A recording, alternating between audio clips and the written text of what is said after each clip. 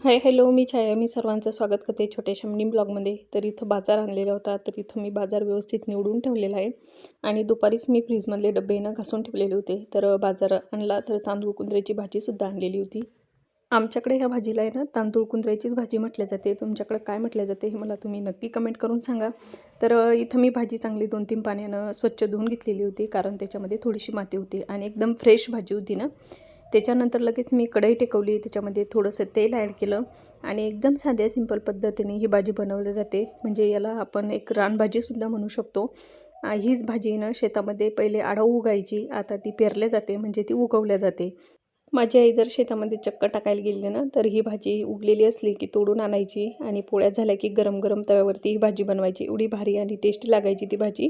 त्या चवीमध्ये आणि ह्या चवीमध्ये बराचसा फरक आहे, पण मला आवडते ती भाजी. तर इथं मी भाजी बनवून घेतली. कसा वाटला मिनी ब्लॉग हे नक्की कमेंट करून सांगा. बाबा.